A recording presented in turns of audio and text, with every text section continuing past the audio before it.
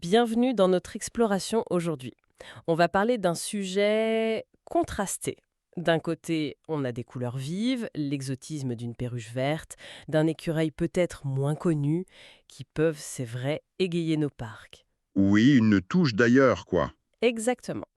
Et de l'autre côté, eh bien, des décisions administratives, des arrêtés qui classent ces mêmes animaux comme des menaces et qui ordonnent leur contrôle. Et parfois, les méthodes autorisées sont, disons, radicales. C'est tout à fait ça. On va se pencher sur le cas de la perruche à collier, bien connue maintenant, et de l'écureuil de Pallas, surtout présent dans le sud-est. Pourquoi, comment et qu'est-ce que ça nous dit de notre rapport à la nature? C'est ça. On a pas mal de matière pour ça. Des arrêtés préfectoraux très récents, des avis scientifiques, une étude technique assez détaillée de l'ex-ONCFS, des études sur la perception du public, et même un rapport plus large sur la biodiversité. L'idée, c'est vraiment de décrypter tout ça, comprendre pourquoi on en arrive là, quelles sont ces fameuses méthodes de contrôle et comment les gens vivent cette situation, entre l'attachement et le rejet parfois. C'est un sujet complexe, plein de tensions. Alors, commençons par le début.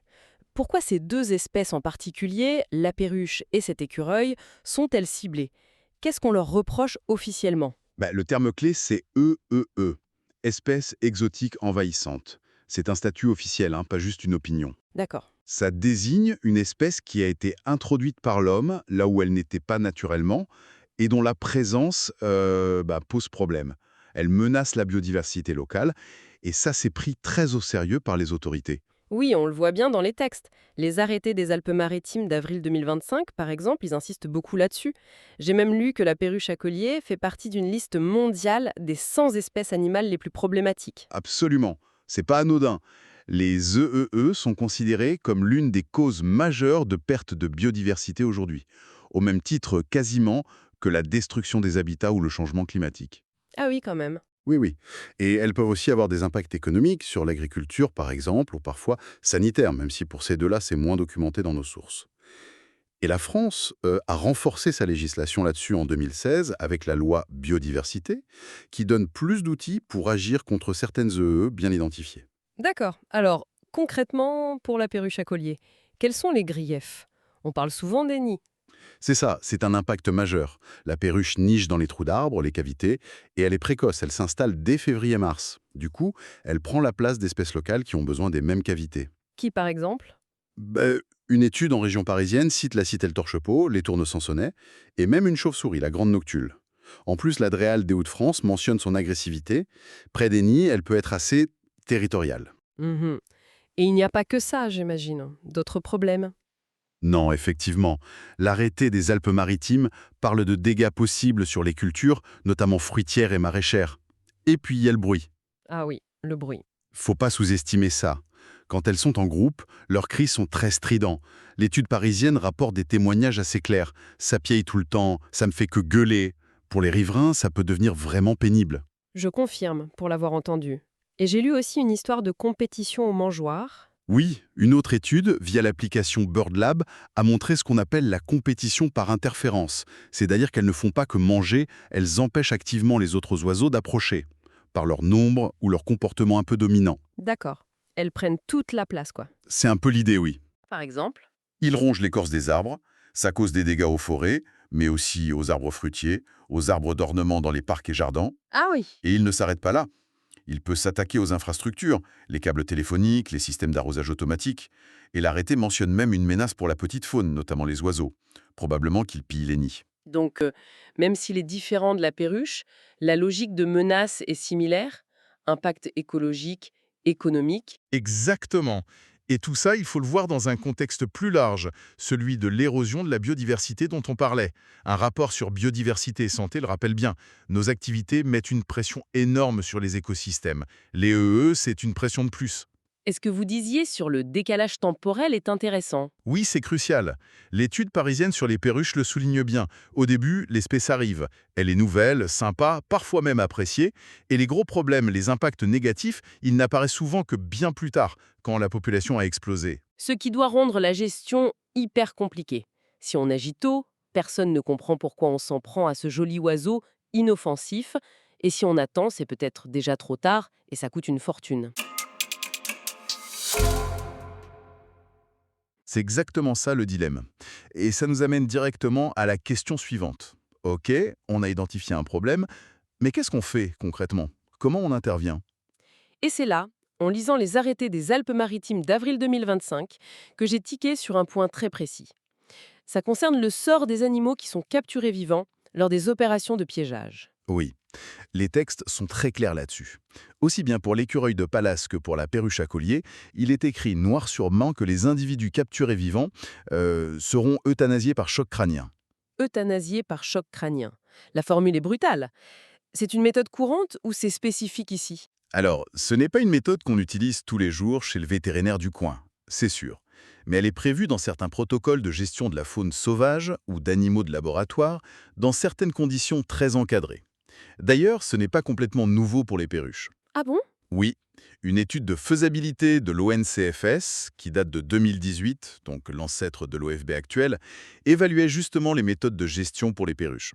Et pour l'euthanasie, si elle était jugée nécessaire, l'étude recommandait soit la dislocation cervicale manuelle, soit le traumatisme contondant. Traumatisme contondant. C'est proche du choc crânien, j'imagine. Oui, techniquement, c'est très similaire.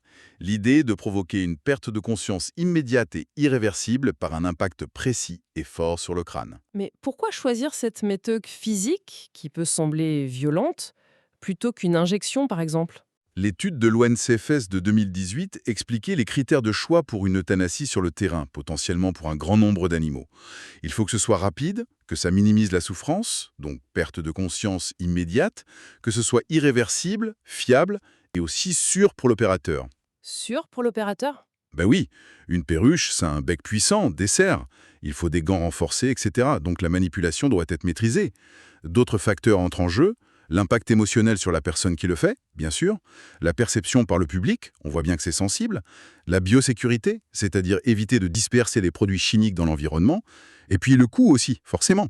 Et donc, le choc crânien, d'après cette étude, remplirait ces conditions. Si, et c'est un grand si, il est appliqué correctement par un opérateur formé et expérimenté, oui, l'étude considérait que ça pouvait répondre aux critères de rapidité et d'efficacité pour une perte de conscience immédiate.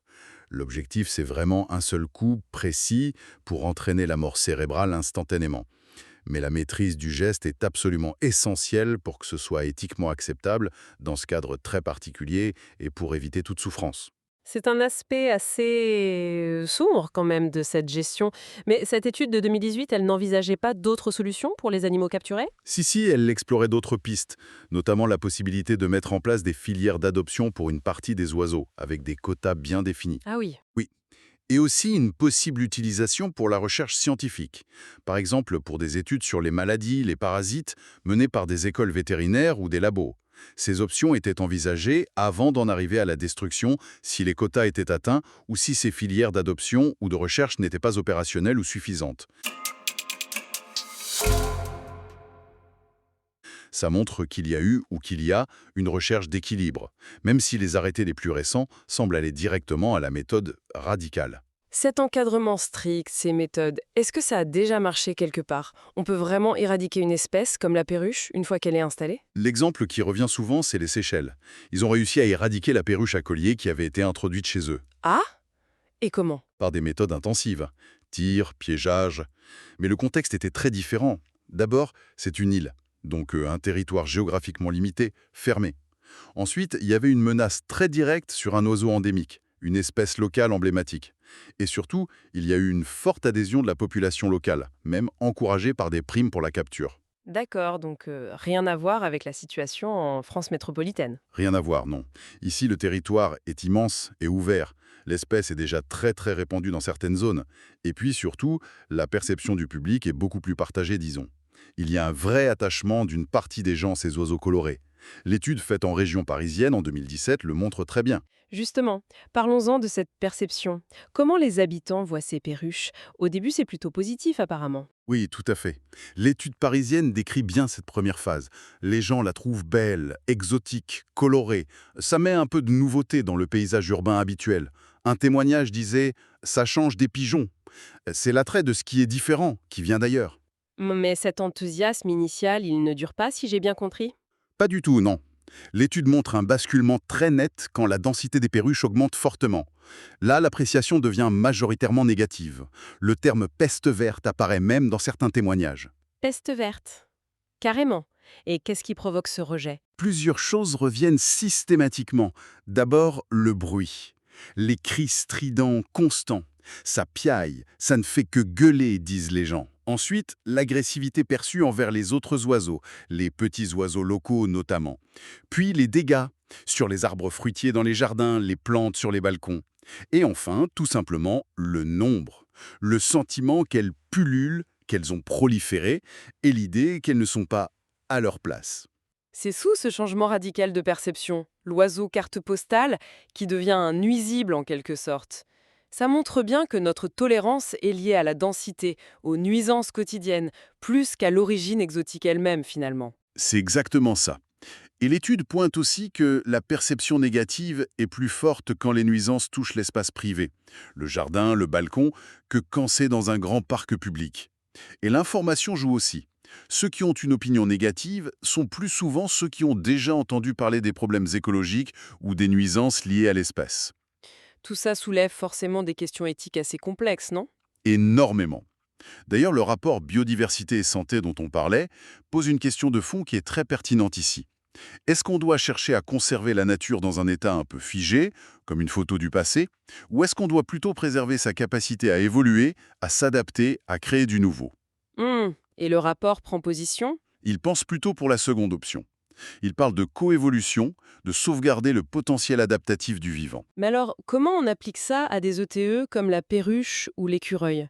Si on les laisse coévoluer, on ne risque pas de perdre des espèces locales qui n'arrivent pas à suivre. C'est tout le paradoxe et le casse-tête éthique. Gérer des ETE, surtout quand elles sont un peu charismatiques, appréciées par une partie du public, c'est très difficile. On a vu le contraste entre les Seychelles, où on a accepté l'éradication pour sauver une espèce locale, et l'Europe, où c'est beaucoup plus compliqué socialement. Oui. Et il y a aussi le problème éthique du décalage temporel qu'on évoquait.